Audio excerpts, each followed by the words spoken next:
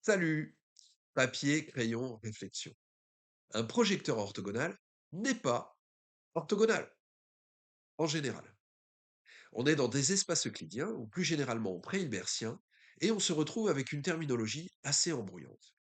Un projecteur orthogonal et un opérateur orthogonal sont deux choses qui s'excluent presque totalement, sauf au niveau de l'identité, mais c'est l'unique cas de recoupement entre ces deux ensembles. Autre source de confusion, une symétrie n'est pas, en général, un endomorphisme symétrique. Même si là ça peut arriver, le recoupement est quand même plus grand. Alors, pour comprendre ces termes, il faut bien sûr revenir aux définitions. Mais il peut aussi être utile d'avoir une représentation visuelle de la façon dont se situent ces différents objets les uns par rapport aux autres. Savoir qui est quoi et où est qui par rapport à qui. C'est un bon exercice de représenter tous ces ensembles sur une même figure. Alors allons-y. On se place dans un espace vectoriel euclidien parce que le travail est ici de diagonaliser des matrices. Et puisqu'on est dans un espace euclidien, c'est-à-dire un espace vectoriel muni d'un produit scalaire, on commence par faire figurer les endomorphismes qui conservent ce produit scalaire. Il s'agit du groupe orthogonal, O de E, qu'on appelle aussi groupe des isométries. Parce que si le produit scalaire est conservé, alors la norme est aussi conservée. Il porte le nom de groupe orthogonal parce qu'il conserve aussi l'orthogonalité. Si deux vecteurs sont orthogonaux, ils le restent après transformation par un opérateur orthogonal. L'adjoint d'un opérateur orthogonal est son inverse. Et donc, les éléments de O de E sont inversibles. Et on comprend déjà qu'il ne peut pas s'agir d'un projecteur, par pour l'identité, puisque ces derniers ont un noyau non nul. Maintenant qu'on a une notion d'orthogonalité, on peut construire des bases orthogonales, notamment avec l'algorithme de Gram-Schmidt. Et il est naturel de faire figurer comme deuxième ensemble celui des endomorphismes symétriques. Ces endomorphismes possèdent une matrice symétrique en base orthonormée. Et ils sont particulièrement importants car ils sont diagonalisables en base orthonormée.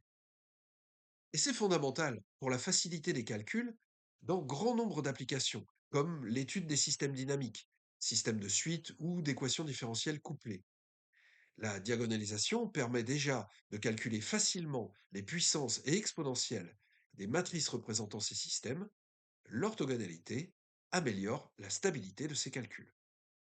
Alors, à l'intersection de ces deux ensembles, on trouve notamment l'identité. Et d'ailleurs, l'identité sera présente dans tous les ensembles qu'on va faire figurer ici. Mais c'est pas tout.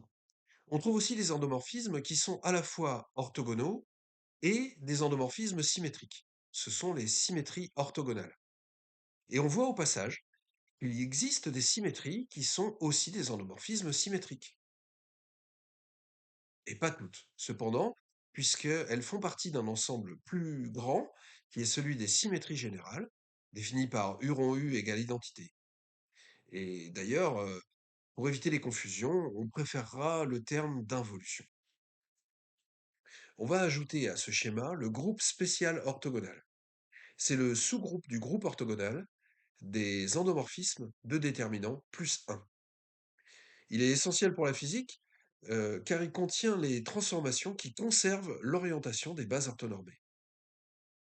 On en vient aux projections, qui sont définies par P rond P égale P, et elles ne peuvent absolument pas être des opérateurs orthogonaux, puisque, sauf dans le cas de l'identité, leur noyau est constitué par leur direction de projection tout entière. Or, les opérateurs orthogonaux sont inversibles, donc c'est incompatible. Par ailleurs, euh, elles n'ont pas vraiment de raison d'être symétriques en base orthonormée. Mais ça peut arriver. Il suffit pour ça de prendre une matrice dans une base orthonormée, diagonale, qui soit constituée de 1 et de 0. C'est la projection orthogonale classique. Orthogonale dans le sens où la direction de projection est orthogonale à l'espace sur lequel on projette.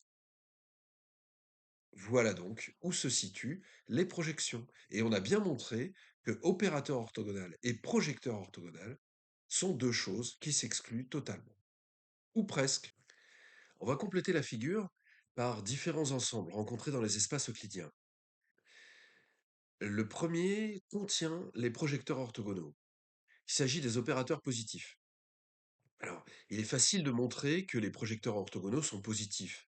Euh, Facile aussi de voir que l'ensemble des opérateurs positifs est plus grand que simplement les opérateurs orthogonaux, puisqu'il contient au moins tous les endomorphismes symétriques à valeur propre positive. Ce qui est moins intuitif, c'est qu'il ne contient que cela.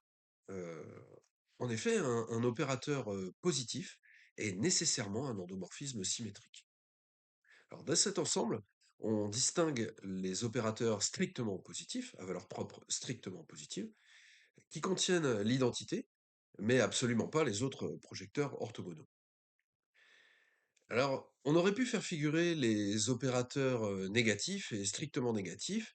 Ils ont un intérêt, mais comme ils contiennent pas l'identité et qu'on a dit qu'on ne mettait que des ensembles qui contiennent l'identité, on ne les place pas sur cette figure. Pour prendre du recul, on va se poser une question. Parmi les ensembles qu'on a cités, lesquels sont constitués d'endomorphismes inversibles? On va commencer par prendre le groupe orthogonal tout entier, dont les endomorphismes sont inversibles.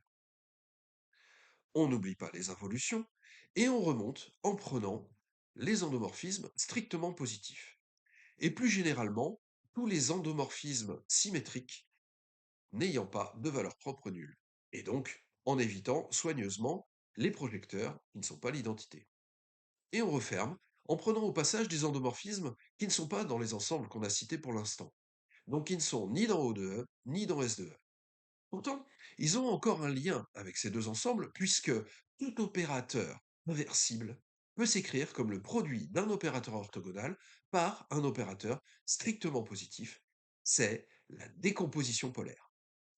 Voilà, on a donc éclairé quelques notions embrouillantes et dessiné un outil très visuel qui peut servir de carte mentale pour stocker les propriétés des espaces euclidiens.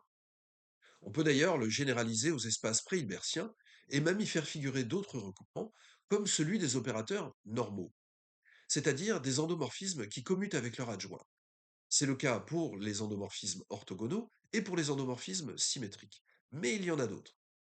Et ils sont presque diagonalisables en base orthonormée. Et ils possèdent donc les propriétés agréables qu'on a citées précédemment. Papier, crayon, réflexion. Salut!